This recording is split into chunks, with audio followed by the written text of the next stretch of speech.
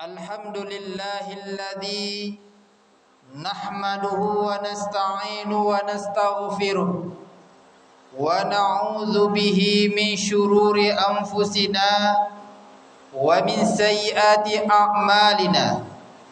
Man yahdillahu fala mudilla lahu wa man yudlil fala hadiyalah.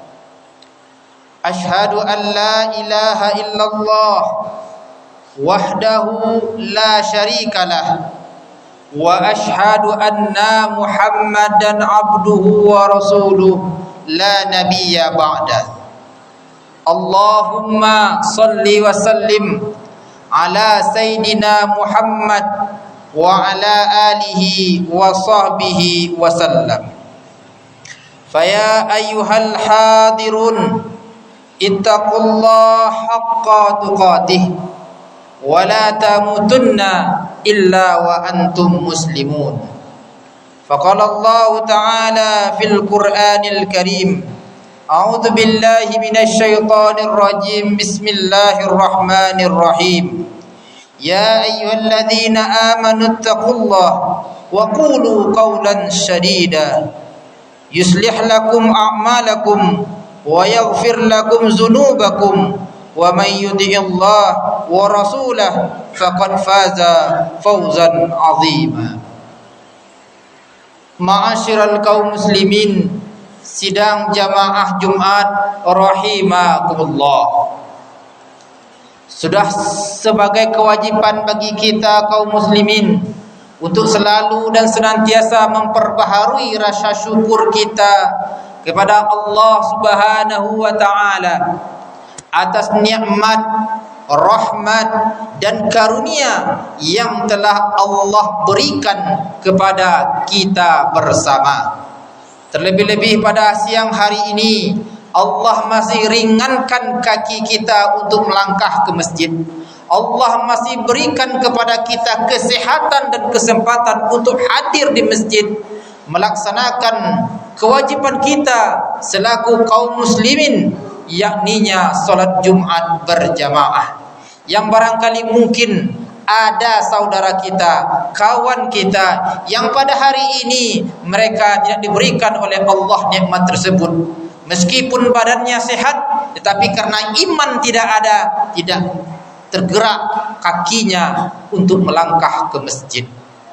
Kaum muslimin sidang jamaah Jumat rahimakumullah.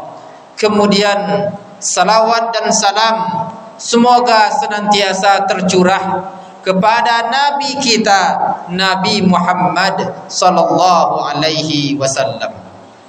Dengan senantiasa kita memperbanyak salawat, terlebih-lebih pada hari Jumat, mudah-mudahan nanti di yaumil akhirat kita bisa mendapatkan syafaat. Kaum muslimin sidang Jumat yang berhadir, tak bosannya khatib berwasiat kepada kita bersama, terutama kepada diri khatib sendiri, agar kita selalu senantiasa meningkatkan iman dan takwa kita kepada Allah Subhanahu wa ta'ala.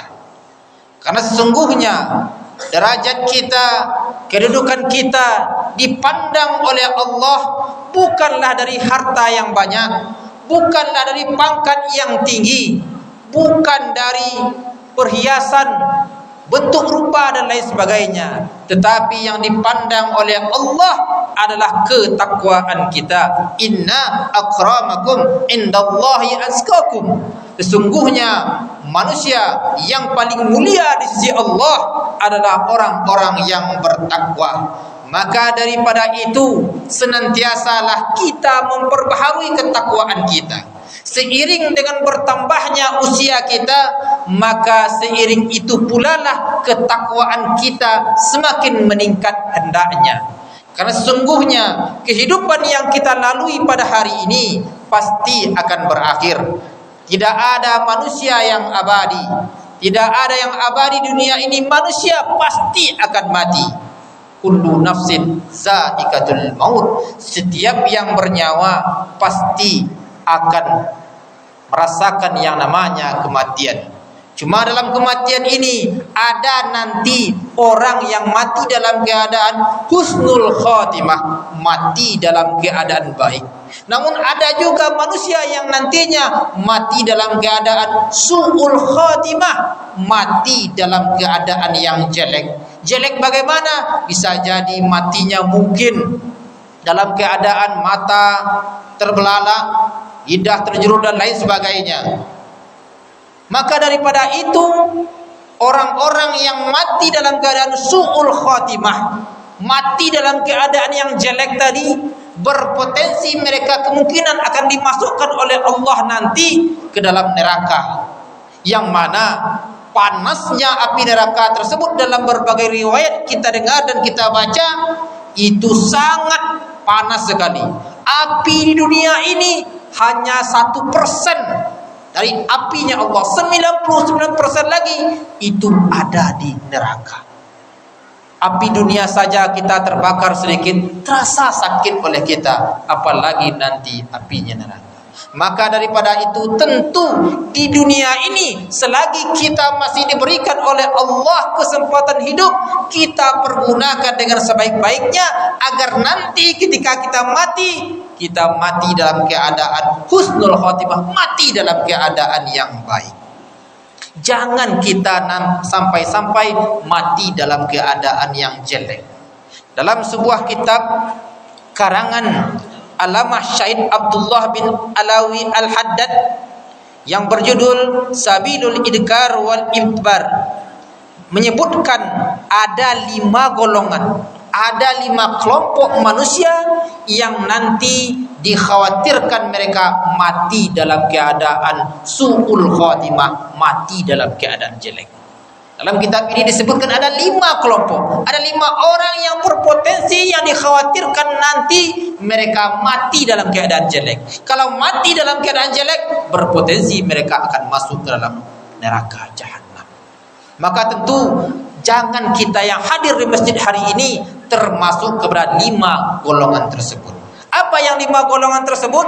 Disebutkan dalam kitab tadi, wa aktsaru man yakhsha alaihi su'ul khatimah wal iyadu lillah muta'awinu bis shalah.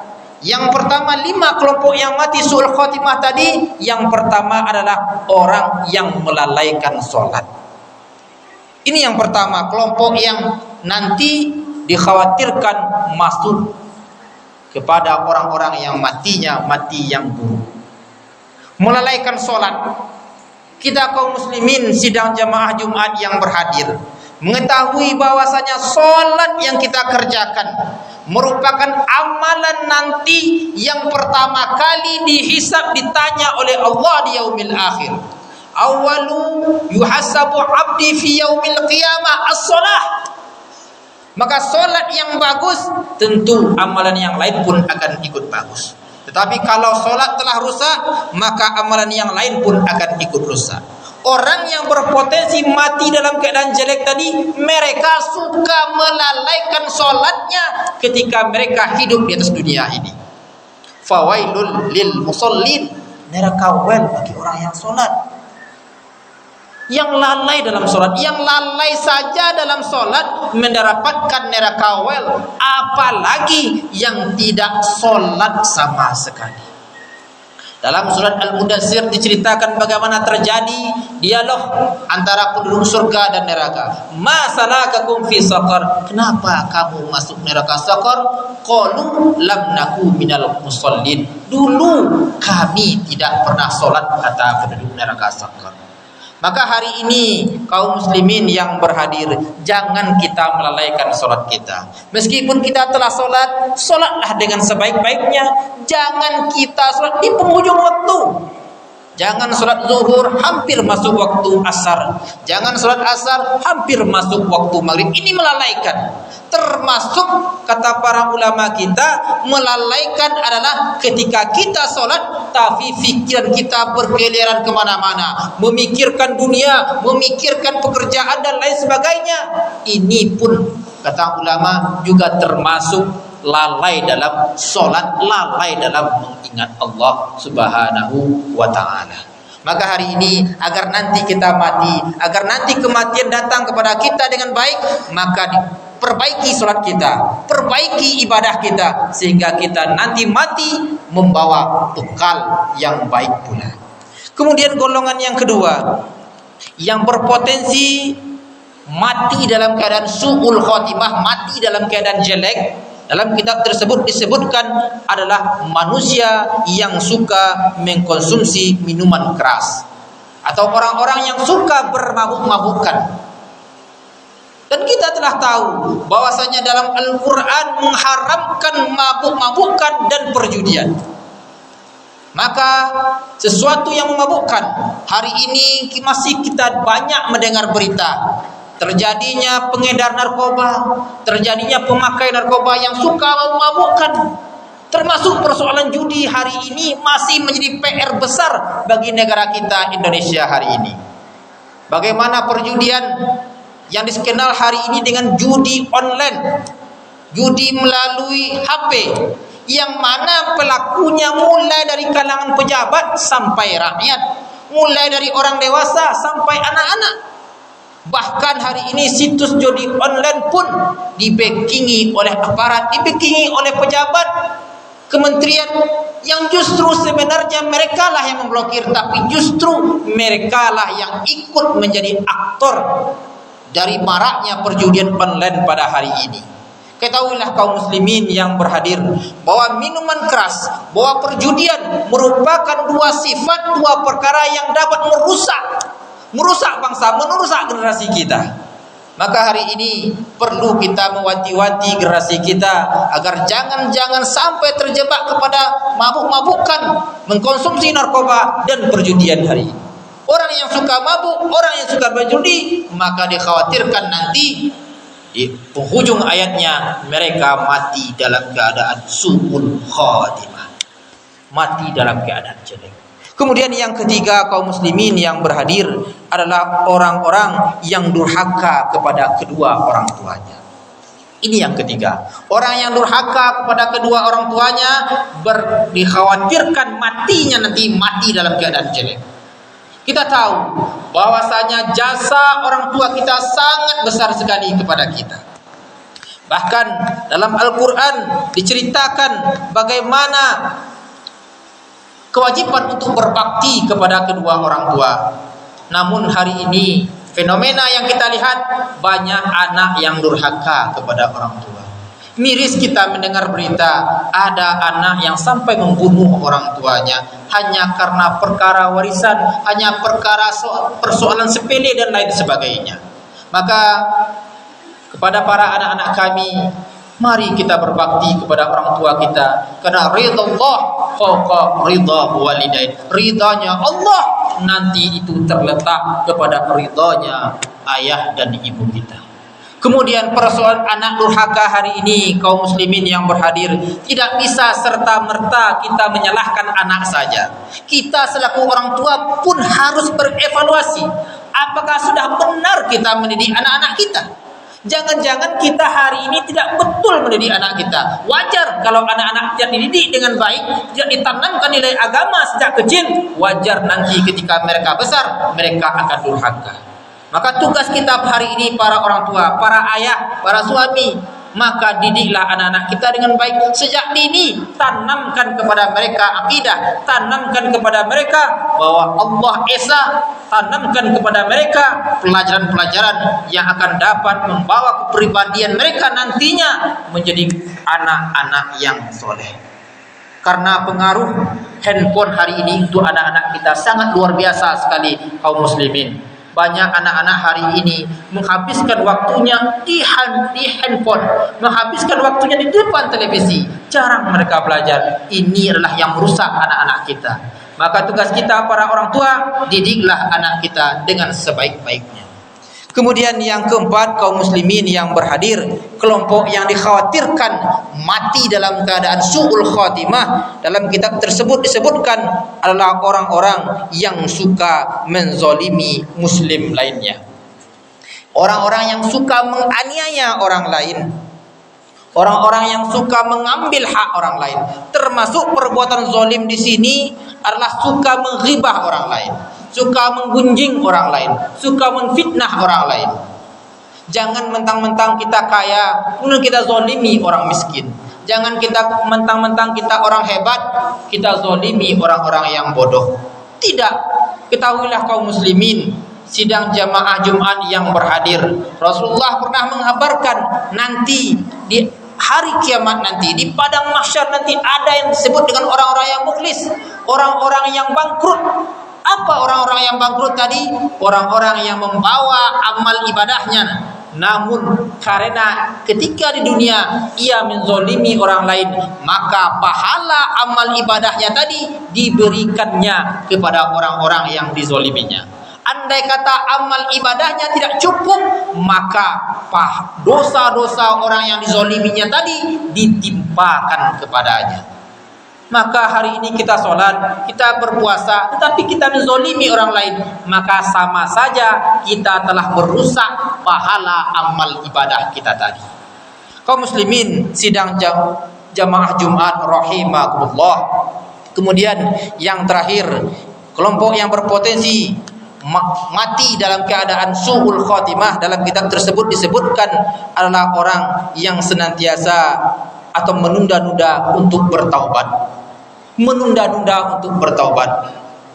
Ketahuilah bahwa sesungguhnya setiap kita ini pasti berdosa. Tidak ada di antara kita ini yang tidak berdosa, terlepas dosa tadi sengaja atau kita kerjakan atau tidak sengaja. Maka selagi kita masih diberikan oleh Allah kesempatan untuk hidup di atas dunia ini, mari kita segera bertaubat kepada Allah Subhanahu wa taala. Kapan perlu setiap hari kita bertaubat. Karena hampir mungkin setiap hari pula kita berpotensi melakukan perbuatan dosa. Maka menjelang tidur, menjelang mata kita dipejamkan, maka kita beristighfar, mohon ampun kepada Allah, meminta ampun kepada Allah.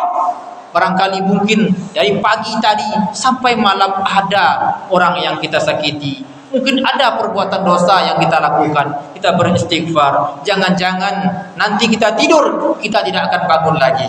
Maka daripada itu, mari kita perbanyak taubat, memperbanyak istighfar kepada Allah Subhanahu wa taala, seraya berharap kita ini nanti dimatikan oleh Allah dalam keadaan husnul khatimah, mati dalam keadaan baik dan terhindar dari yang namanya su'ul khatimah, mati dalam keadaan jelek. Demikianlah khutbah ini, mudah-mudahan ada manfaatnya untuk kita bersama. Fa'tabiru ya ulil absar la'allakum turhamun.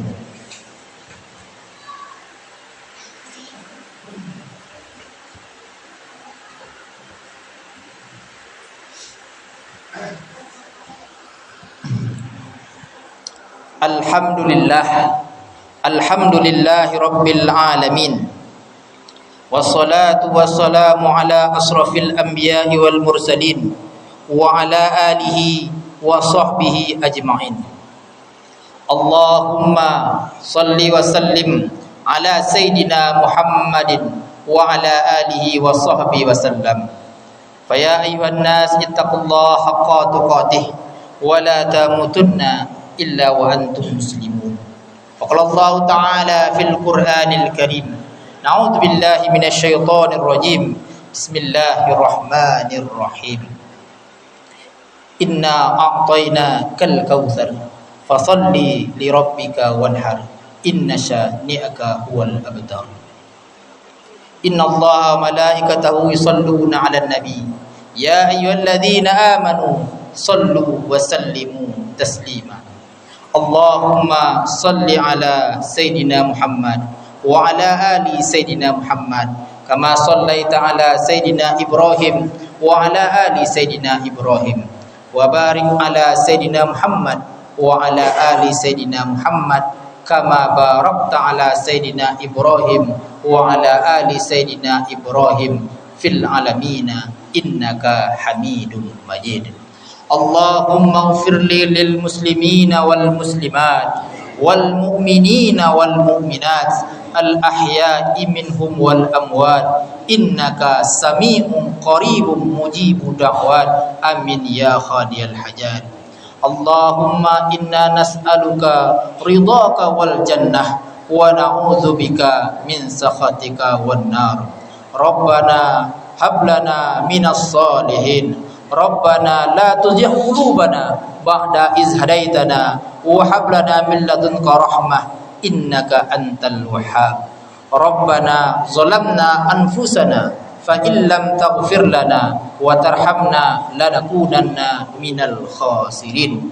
Rabbana atina fid dunya hasanah wa fil akhirati hasanah wa qina adzaban nar. Ibadallah, innallaha ya'murukum bil adli wal ihsan wa ita'idzil qurba wa yanha 'anil fahsya'i wal munkar wal baghi ya'idzukum la'allakum yatadhakkarun wa la dzikrullahi akbar.